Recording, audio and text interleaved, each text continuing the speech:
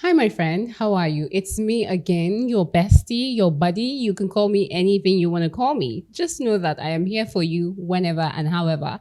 I'm not here for you by myself. I'm here alongside with Serenity TV for you. My name is Faith Martins, and it's such an honor to be here again on your screen. I know you've missed me. I've missed you right back, but make sure you go and watch our old videos, okay? All the videos you've seen drop on this YouTube channel, go and see all of them, okay? Drop a comment. Make sure you share to your family and friends. And hey, if you've not subscribed to our YouTube channel, why? What's going on? Go ahead and subscribe to our YouTube channel. Once again, I am here, and you know, whenever I'm seated here, I do have me a guest who will be dissecting an important conversation, a conversation that is very, very dear to my heart. Now, we see people do some certain things that are quite self-sabotaging. I mean, we get to talk about people sabotaging you. You get to cry and lament about it, but nobody gets to talk about you sabotaging yourself. Today, we're going to be exploring it. And you might want to wonder, what is self-sabotage? What does it even mean for one to sabotage his or herself? Well, today we have a guest in the house, Mr. Abel, who will be walking us through what self-sabotaging does and how it can limit you from the blessings that you're already supposed to be carrying and be packing. But then again, you see yourself just blocking it. So today is a conversation that you definitely don't want to miss out on. Hello, Mr. Abel. How are you doing? Fine, Faith. You're welcome. Thank I love you. your suit. It looks really, really demure, really mindful, and very cutesy. I like it. Appreciate that. Thank Amazing. You're Yeah. welcome to our studio. you. Okay. Nice for having me. Thank you. You're welcome. So let's talk about self-sabotage. Going through doing a research on this particular topic, one of the things I told myself was sometimes you do something without knowing that you're doing it. You just keep doing it and you're unmindful of the fact that you're doing it. You don't even know what it is that you're doing. Yeah. People get to self-sabotage themselves every single time. I'm guilty of that. There was one time at my office when somebody nominated me for something, a very good position. And I was like, no, I'm not interested though. I just pushed it aside. It was much later when I got to think about it that I understood that, girl, what did you just do? People nominated you for something because they thought that you could actually do it. But then again, you went ahead and you pushed it from happening to you. So that's that. I realized mine was self-sabotage after I've understood what self-sabotage is. So we're going to start off with a definition of self-sabotage. What is self-sabotage? Okay. Thank you. As you said, self and sabotage. You've already done huge part of my work already. Okay. You've given me even an example. You've gone ahead to break it. We have sabotage generally, but when it's coming from an individual, it becomes self-sabotage. So it has come to become a concept in psychology that tries to identify when an individual is trying. It's a type of defense mechanism that you tend to subconsciously, not unconsciously now, because we tend to use them interchangeably. An unconscious person is different from a subconscious person. Okay. What you do subconsciously, you can be conscious, but you're doing it subconsciously because it has entered into your inner mind. programming. Oh, inner programming. Okay. Yes. So it has become internal. You've accepted them as a way of life, a belief that you have a feeling attached to it, and it affects the way you exhibit and interact with the world. As you gave me an earlier example, you were nominated based on what the world perceives you, but inside you had a conflict. So in a way of returning yourself to your comfort zone, you rejected it because you've already had a preconceived person who is Faith. Faith cannot handle this. It's not fit for Faith. It's not suitable for you. So, not to digress, self-sabotage, it's something we cannot entirely go out of, but we grow into understanding ourselves and then becoming a better version of ourselves, because it's a defense mechanism that the body naturally reverts into. That's where your comfort zone is. That's where your natural habitat. more or less like when you remove a fish from water, it will like to struggle and go back to that water. So that's how self-sabotage operates. Maybe when we go as we go along the conversation, we'll see how it manifests and then how we can come out of it, being aware of it. Because as I said, subconsciously we have programmed ourselves to accept that we are not equal. Our ability cannot go beyond this. We do not deserve the best. Unconsciously, we see it in low self-esteem. It shows off as overcommitment. You want to impress, societal pressure. So there are a lot of things that you juggle with. You procrastinate as a result of trying to make it perfect. Extra details. You're overthinking it. So all those things you're doing tends to delay your progress. And before you know it, someone takes your blessings and outshines you. Amazing. How about, thank you so much for that definition, right? It sort of leads us to the next question. Sometimes, like you mentioned, it's an unconscious behavior, right? It's a subconscious. Yeah. I beg your pardon. Subconscious behavior, we would say. Yeah. Now, do you think this subconscious behavior that is self-sabotaging could be as a result of maybe something that has happened before, or does it just grow in a vacuum? It has to grow as a result of maybe something that has transpired in the life of that person that is self-sabotaging. Let me explain what I mean. For instance, maybe a child growing up. Okay, let me use myself for instance. Since I already started using myself. So maybe growing up as a child, I had moments where rather than giving me a position or giving me a task to do, they get to give it to people that I honestly think as a child growing up were way smarter. We used to have smarter than you, way smarter than I am. Okay. So I would have an adult give it to them and say, you do this, and it has never come to me. So I think it's a psychological thing that just grew up in me to say, when there are other people who are quite smarter than I am, why are you giving it to me? If you understand what I mean. So do you think it exists in a vacuum? People just stay and they self-sabotage?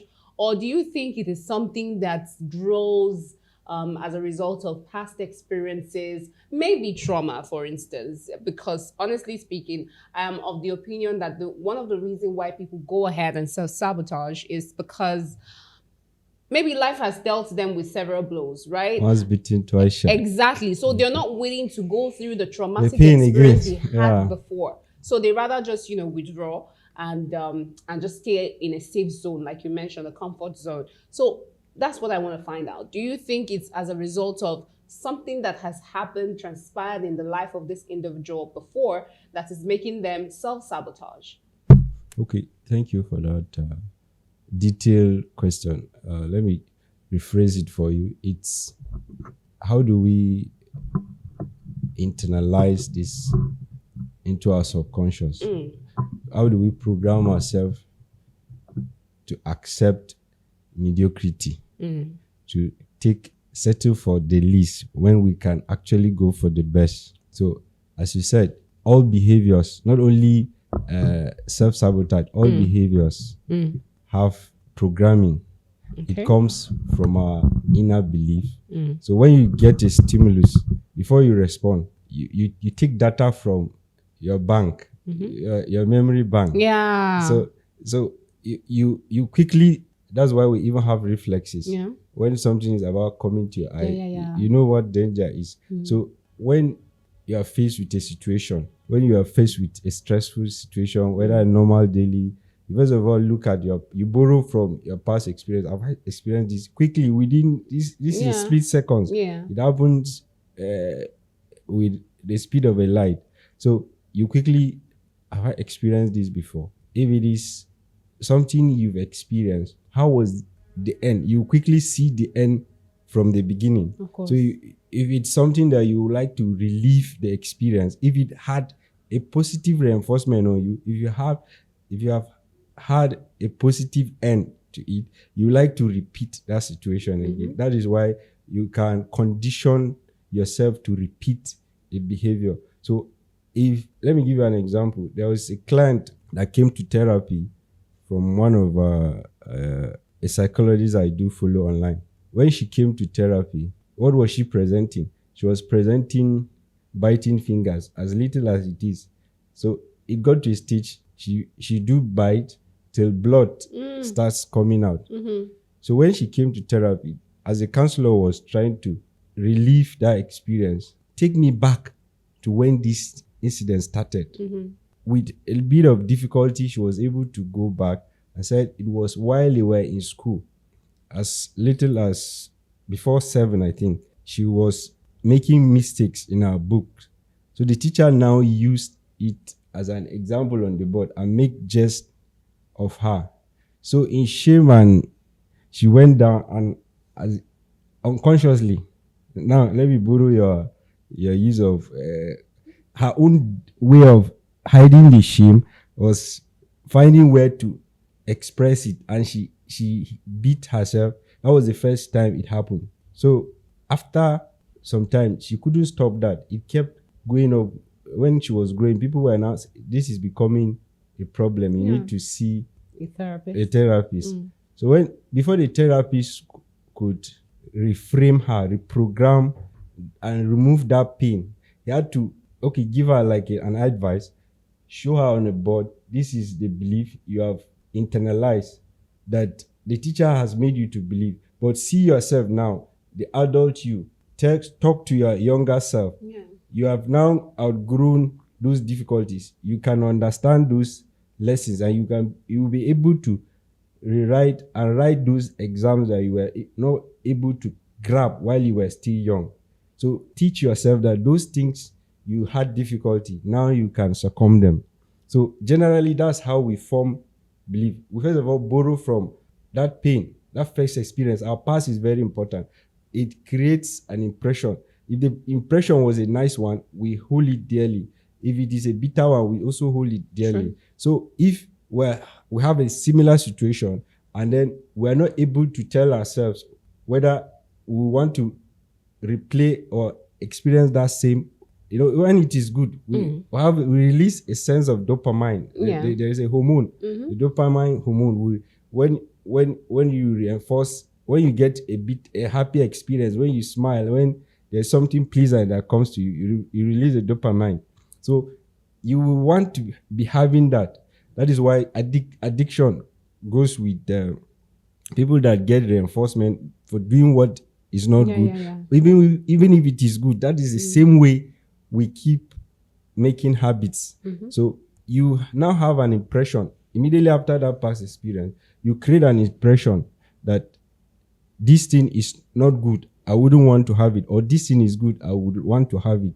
So you now have an interpretation. So it will not inform your next action or inaction. So as you said, it doesn't operate in a vacuum. What happens to us even as early as childhood, we carry it along. So if you don't have this reprogramming done, if it is a negative belief, if you don't have a point when you come and advise yourself or you outgrow that thing.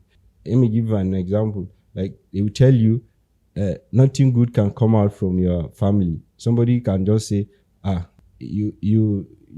are families that you will not see even one graduate based on just spoken word. Somebody just uttered it that nothing good can come out. And then instead of you to tell the person or tell yourself that you may not believe in me, but I believe in my abilities that I can make it. So if you are able to immediately kill that belief, instead of accepting it, it's like somebody throwing stone on you. If you stay, it hits you. But if you are not able to receive it, it's like spitting to the ground, spitting to the sky, and expecting you want to stay in the sky, which you can't. It will fall back to you. So if you don't accept it, whatever that person utters, it goes back to him, because you speak to yourself and say, no, I'm better than this. I deserve better. So we'll talk about it later, maybe when we're looking at how we can overcome such self-sabotaging ways. Okay. Amazing. I like that you were able to answer my question, because lots of people just do it. And like I said, I usually wonder if it goes back to their experiences and their traumas. And I'm glad that you were able to answer that for us. Now, how do people self-sabotage? Okay. How do they self-sabotage? I mean, I already gave an example with myself, but I know there are other ways people Yeah. self-sabotage. Procrastination is one of them. Literally procrastinating, not wanting to do what you're supposed to do or what is needed to be done. Something that is supposed to push you towards the path of success. You just keep procrastinating. Procrastination is a problem for me. I am really working on it. I'm working. It's way worse than this. So, I mean, it goes a long way to show you that there is progress that Yes, is being made. definitely, So, but definitely. yeah, procrastination. And then there are other ways. Can you please walk us through these other ways? Procrastination in itself, as I said, most of these things are defense mechanism that the body needs. There is need to procrastinate, but there is a positive and negative procrastination. Oh, tell me about it. Okay, that's not the topic for today. Okay. But let me look at it from another angle. There are things you push ahead so as to focus on what is most pressing at the moment. You will have a pile of needs, objectives, goals, demands, ambitions, targets you want to meet. But because one would interfere in you reaching another, you positively procrastinate that one to achieve the one that is more immediate and more important. That invariably can also enable you meet that other one in the future. So you have procrastinated it to meet it. That's a good procrastination. But when you procrastinate what you need to do now to be the best version of yourself, that is where you are self-sabotaging. When you need to procrastinate for things that, these are not actually your needs, your immediate deliverables, what you need to deliver. You're supposed to be here, for instance, I'm just giving an example, by 2, and another distraction can come in. You can now tell the person, please, I have so and so to do. Can we do this?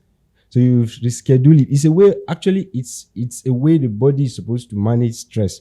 But when you begin to do it negatively, that's where it hampers your growth and progress. Okay, what are other ways we self-sabotage? There is a psychologist, I will share her works later and her research. She wrote a book on self-sabotage, 6 ways to stop sabotaging your progress. One of the things she identified, she gave a model, life, L-I-F-E. So the elf means low self-esteem. And how do you come about that low self-esteem? Because of maybe your upbringing. We still come back to that, your upbringing. You were not loved enough. You were not shown love. You feel you do not deserve love. You were abused or molested. So you look at the world from an angle of I'm born to suffer, or less I'm born to be a slave. No, I do not deserve the best. So she looked at it from that life, as I said, L meaning low self-esteem. Then I, internalize these wrongful misbeliefs or disbelief about your abilities. You see yourself. So you see, they're all related, but to the degree which it affects your behavior and hampers your progress, that's why we say you're self-sabotaging yourself. What about the F? Fear. Fear of what? Fear of the unknown. There is this example you gave us at the beginning of this podcast. You said they nominated you for something you've not done. So that fear is a good fear, but instead of you to grow beyond it, to say, oh, I can take the chance, I can venture, it's a new adventure, let me embrace it, I'll learn from it. But because you're afraid of failure or you're afraid of making a mistake, you decided, let it pass, I skip it. I'll pass this time around. Maybe somebody should do it first, then I'll see how it's been done and follow. No, you don't want to. So it's that you're afraid of being laughed at when you don't get the best result that they were expecting you to get, or you're afraid of this is not what I'm ordinarily used to. So you're afraid of new things. That's the F. And the E, she said, it's as a result of us putting too much expectation that we need to control. There's a human desire to control, the excessive desire to control. That is the E. Excessive desire to control what happens around us. We want it. We want to be over prepared. So there's a tendency to you have a task, but you procrastinate not because you cannot do that thing, but you have a perfection. You have a perfect view. I want it to be this beautiful. You overthink it, you over prepare, you want to be in control. And then when something that you know would naturally be a new thing. So generally change is an unfamiliar thing. We want to relapse to where we're comfortable, what is comfortable for us. So that we feel safer. Our bodies, our system feels safer in what we're already used to. So venturing into something new, you now begin to see that either fear of uncertainty crippling you. So how do you come out of it? Exactly. That's the next question and probably the last conversation we're going to be having. This is the last session. Okay. And I like that you already mentioned it. So we've talked about how it started and how we can identify some of it and some of the pointers that leads us to understanding that, oh, if you're having any form of fear, you know that definitely self-sabotage is going to creep in, which is really, really amazing. I like that you highlighted on fear. Fear is one thing that keeps crippling people and just stunting them in the growth that you're supposed to take. Like, what if? The fear of, what if this doesn't happen? Well, what if it actually happens? Have you thought about that? Questions like that matter. What would society say? What would people say? You're counting on people's perception of who fate is. What if I fail? Yes. Right. So you're so over concerned with what people will say, seeking people's validation approval, and that can be really it can be good terrible in a way, but excessive validation, I like the word you use there too. Seeking of validation, even when you know it's to your own detriment, wanting to please others, even when you know it will hamper your own growth.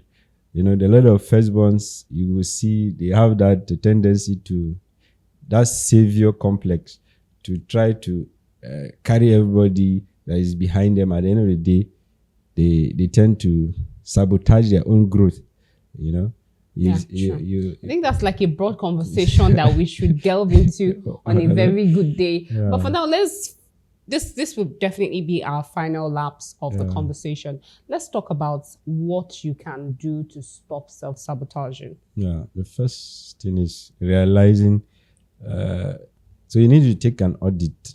You say life without examination is not worth living. True. So an unexamined life is not worth living. So the philosopher said so. So once in a while, we are ambitious beings. We set goals. So like every new year, you see people set New Year resolution. But how often do we sit down and do an introspection? Look at how far we've come and where we're going. How have our actions contributed to where we are presently? You are here not because you woke up and saw yourself here. No, there were things you did that brought you here. So where you want to go, what are you going to do to get yourself there? So once in a while, you need to do that self-audit. You audit yourself. Where am I at the moment? And where do I want to go? What are the things I need to inculcate? And where are the things I need to unlearn? So we're too focused on gathering information, not yet implementing the much we've already even learned. Yes. So that, especially in this internet age, you want to gather information, it tends to even make you over prepared, and others have already started participating in the field. You are still gathering information. When will I get this? When will I get this? So wasting enough time instead of you to begin to. So first and foremost, if you have time, you can take this test by Dr. Judy. She's a psychologist in Pepperdine University in California. She worked on this field a lot, this self-sabotage. I said earlier, she has a book on it. So in this questionnaire, she gives 20 questions where you can take the test. Okay. If you take the test, you look at your score. If your score is between 20 and 40, that means you rarely self-sabotage. You've overgrown most of those tendencies of self-sabotaging. So between 41 to 60, you will still be struggling with some tendencies of self-sabotaging.